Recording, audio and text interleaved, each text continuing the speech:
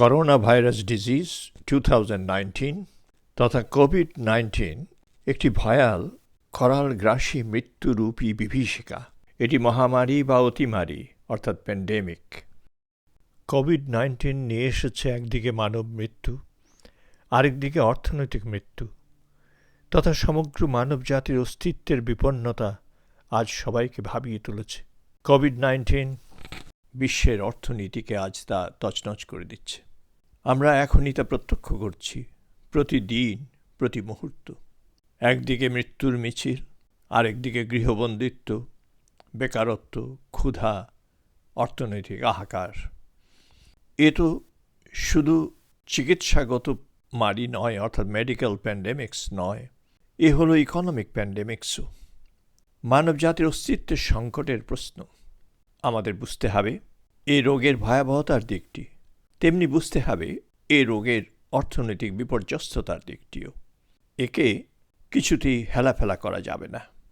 চীনের উহানে করোনা ভাইরাসের প্রথম সংক্রমণ শুরু হলো। এর যাত্রা এ নিয়ে চলল সে হংকং, দক্ষিণ Korea, Taiwan, Japan, Italy, Spain, Britain, Germany, যুক্তরাষ্ট্র, ভারত, পাকিস্তান, বাংলাদেশ সহ বিশ্বের আনাচে কানাচে। এরকমটি হয়নি কখনো, অন্তত জানা নেই মানুষের। যদিও সমান্তরাল ধারণা হিসাবে বিবেচিত হয় 1918-1919 দি স্প্যানিশ ফ্লু। আমরা এই প্রসঙ্গে পরে যাব। থমকে যাওয়া অর্থনীতি। সুস্থ সবল দণ্ডায়মান ব্যক্তির মাথায় কুঠারাঘাত হলে তা যেরকম মাটিতে হঠাৎ পতন ঘটে, এ যেন সেরকমই কিছু। মনে হলো যেন আকাশ ভেঙে পড়ল। The sky is falling. এ আকস্মিকতায় সমগ্র বিশ্বের অর্থনীতি মুখ থুবড়ে পড়ল, থমকে গেল। সব কিছু ভালোই চলছিল। হঠাৎ হলো কি? কোভিডের এই গতি রোধ করতে হবে। কন্টেইনমেন্ট যত দ্রুত হবে, অর্থনীতির ছন্দও ততই ফিরতে থাকবে। যদি তা আমরা ফেরাতে না পারি, তবে ডাউনওয়ার্ড স্পাইরাল অর্থনীতিকে তথা মানব জাতিকে অতল গহ্বরে নিয়ে যাবে। করোনা হল রাজমুকুটের অর্থাৎ ক্রাউনের চারদিকে কাটার মালা। এই ভাইরাস সৌন্দর্যবর্ধন করছে রাজমুকুটের, তবে সে সৌন্দর্য উপভোগ্য নয়। কাটার খোঁচায়, মৃত্যু যন্ত্রণায় আজ মানুষ বিদীর্ণ। মানুষ বেদনা শোকে মুহ্যমান, মৃত্যুর কাছে অসহায় আত্মসমর্পণ। কোনো চিকিৎসা নেই এর, কোনো প্রতিষেধক নেই, নেই সঠিক কোনো ওষুধ। কেবল কাচের জানালা দিয়ে দাদু দিদাকে গুড বাই জানানো। মৃত্যু পরবর্তী কোনো শ্রদ্ধা অনুষ্ঠান নেই। হাসপাতালের মর্গ থেকেই প্রতিদিন সব দেহবাহী গাড়ি বেরোয় অন্তিম শয়ানে ছেড়ে আসার জন্যে। সকাল থেকে রাত অবধি চলে সবের মিছিল। গুড বাই বিদীর্ণ হয়ে ফেরে। এ এক অদ্ভুত পরিস্থিতি। করোনা ভাইরাস আজ একটি মরাল প্যানিক। প্যাথোজেন্সের সাথে human body, mind, norms, morality, social system co-evolve করে। বর্তমানে নিকষ কালো অন্ধকারে কে কাকে চালিত করছে আমাদের কাছে তা এখন অস্পষ্ট। তবে এটি ঠিক যে নেগেটিভ বায়াস মানুষের মনে আগে ঝাঁপিয়ে পড়ে। কারণ পটেনশিয়াল ডেঞ্জার্স বা থ্রেটস মানুষের মনকে আগে আন্দোলিত করে। ভয়ের খবরটি, মানুষের বিপদ সংকেত মানুষকে দ্রুত নাড়া দেয়।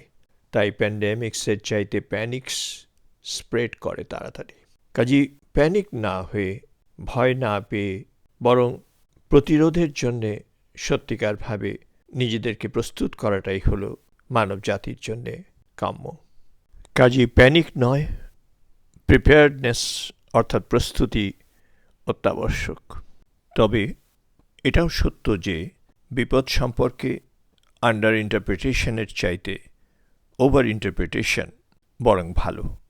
কারণ করোনা সম্পর্কে সমাজ শঙ্কিত হলে, রাষ্ট্র শঙ্কিত হলে ব্যবস্থা গ্রহণে তৎপরতা বাড়ে। Safe is always better then sorry. কাজেই অনেকে যারা অভিযোগ করেন যে বেশি বাড়াবাড়ি করা হচ্ছে, ওভার রিয়্যাক্ট করা হচ্ছে, কিন্তু তাদের জন্যে এ কথাটি বলা যায় যে ওভার রিয়াকশন অনেক সময় ভালোও হতে পারে। হাত সাবান দিয়ে ধোয়া এবং সোশ্যাল আইসোলেশন অর্থাৎ স্বেচ্ছা নির্বাসন অত্যাবশ্যক, কারণ এই করোনা কন্টেইনমেন্টের জন্যে তা খুব জরুরি। করোনা দ্রুত ছড়াচ্ছে, তাই মৃত্যু হচ্ছে বেশি।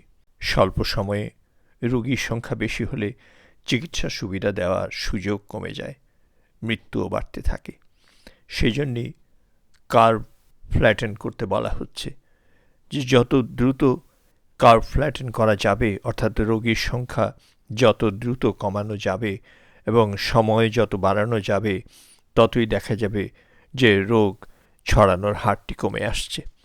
Mandatory and self contain quarantine দ্বারা ভাইরাস কন্টেইন হতে পারে দ্রুত। এই উদ্দেশ্যে সোশ্যাল আইসোলেশনের সেই ধাপ নেওয়া হয়েছে দেশে দেশে। কোনো যুদ্ধের সময় যেমন আর্মি, নেভি, এয়ারফোর্স দরকার পড়ে আর্মস অ্যামিউনিশনের যোগান, তেমনি দরকার পড়ে সেনাবাহিনীর খাবার, চিকিৎসা ব্যবস্থা ইত্যাদি সহ সাপ্লাই চেইন সঠিক রাখা। একইভাবে করোনা ওয়ারের জন্য দরকার হেলথ ওয়ার্কিং ফোর্স, যেখানে ডাক্তার, নার্স, আয়া, সুইপার, সববাহী গাড়ির ড্রাইভার, সৎকার কর্মী, এ ধরনের কর্মীদের ব্যাপক প্রয়োজন পড়ে। কাজেই এই যুদ্ধে, করোনা যুদ্ধে সামিল হওয়ার জন্যে সবাইকে যোগদান করতে হবে।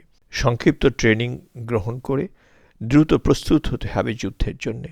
দেশের সেনাবাহিনী, পুলিশ বাহিনী, সীমান্তরক্ষী বাহিনী সবাইকে এখানে কাজে লাগাতে হবে। ভাইরাস যেমন ক্লাস্টার বেস ছড়াচ্ছে, কাজেই একটি ক্লাস্টারকে কোয়ারেন্টাইন করে আক্রমণ করতে হবে দ্রুত, যাতে সেখানে এ রোগ বেশি ছড়াতে না পারে। হসপিটাল ইনফ্রাস্ট্রাকচার স্থাপন, তৈরি, বেড তৈরি, ventilator, mask, protection dress, sanitizer, disinfection materials এসবের স্টক পাইল করতে হবে কেন্দ্রীয়ভাবে, এবং তারপরে বিভিন্ন উপকেন্দ্রে সেগুলোকে ছড়িয়ে দিতে হবে, সেখানে জমা রাখতে হবে, এবং তা থেকে বিভিন্ন সময়ে প্রয়োজন মতো যোগান, সাপ্লাই চেইনকে ঠিক রাখতে হবে। এভাবে সবাইকে স্বতঃস্ফূর্তভাবে এগিয়ে আসতে হবে। ভলেন্টিয়ারদেরকে, সিভিল ডিফেন্স কর্মী, ফায়ার ব্রিগেড কর্মী সবাইকে কাজে লাগিয়ে এই করোনা যুদ্ধে জয়লাভ করা যাবে। দেশের নেতৃত্বকে মানতে হবে, এখানে নেতার আদেশ না মানলে যুদ্ধে জয়ী হওয়া যায় না। কাজেই যুদ্ধকালীন সময়ে নেতৃত্ব মেনে নিয়ে তার নির্দেশনা অনুসারে মানুষকে চলতে হবে, এই যুদ্ধে জয়ী হতে হবে। ঘরের বাইরে বের না হওয়া, কেনাকাটা করতে না যাওয়া, কর্মক্ষেত্রে না যাওয়া, স্বল্পমেয়াদে কষ্টকর হলেও দীর্ঘমেয়াদী কল্যাণের জন্যে তা আবশ্যক। রোগ ছড়ানোর যে গতি, সে গতি রোধ করতে হলে আইসোলেশন সহ, পরিচ্ছন্নতা সহ যাবতীয় ব্যবস্থা গ্রহণ করতে হবে। স্বল্পমেয়াদী কোয়ারেন্টাইন হয়তো উচ্চ স্বল্পমেয়াদী অর্থনৈতিক ব্যয়ভার, high short term economic cost বাড়িয়ে তুলবে। কয়েক মাসের সুখ বঞ্চনার বিনিময়ে যদি দীর্ঘমেয়াদী সুখ প্রাপ্তির আশা বেশি হয়, তবে এই শর্ট টার্ম আইসোলেশনকে শত কষ্ট হলেও মেনে নিতে হবে। এই করোনা ভাইরাস আমরা এখনও জানি না যে এটি বার্ন আউট হয়ে যাবে কিনা, নাকি ফ্লুয়ের মতো বারে বারে আসতে থাকবে। এবারের আক্রমণ থেকে যারা বেঁচে যাবে, আগামীতে তারা যে আক্রান্ত হবে না, একথা নিঃসংশয় বলা যায় না। ঢেউয়ের মতো এই প্রবাহ আসে, প্রথম সাইকেলে কিছু চলে গেল, আবার আমরা তো বেঁচে রইলাম, এই সন্তুষ্টি ক্ষণিকের। দ্বিতীয়, তৃতীয়, চতুর্থ ঢেউ আবারও আসবে, ঘুরে ফিরে আসবে। It is only a matter of time. এটি কেবল সময়ের অপেক্ষা মাত্র। তাই ধৈর্য হারালে চলবে না। সাময়িক কন্টেইনমেন্টের মধ্যে আমরা যদি সব ভুলে যাই, তাহলে সেটি ভুল হবে। ইতিহাস থেকে প্রকৃত শিক্ষা গ্রহণ না করলে, তাকে অবজ্ঞা করলে কী পরিণাম দাঁড়ায়, আজ তা আমরা হাড়ে হাড়ে টের পাচ্ছি। শেষ কথা হলো, প্রত্যেক ব্যক্তির এখানে লড়াই করতে হবে অদৃশ্য শত্রুর বিরুদ্ধে। প্রত্যেক ব্যক্তির নিজের লড়াই নিজেকেই লড়তে হবে, তবেই পরিবার বাঁচবে, দেশ বাঁচবে, সমাজ বাঁচবে, বিশ্ব বাঁচবে। কাজেই শুনুন, অদৃশ্য শত্রুর বিরুদ্ধে নিজের লড়াই নিজেকে যখন লড়তে হবে, আপনার হয়ে অন্য কেউ লড়বে না, তবে বাঁচবে না আপনি, বাঁচবে মানবতা।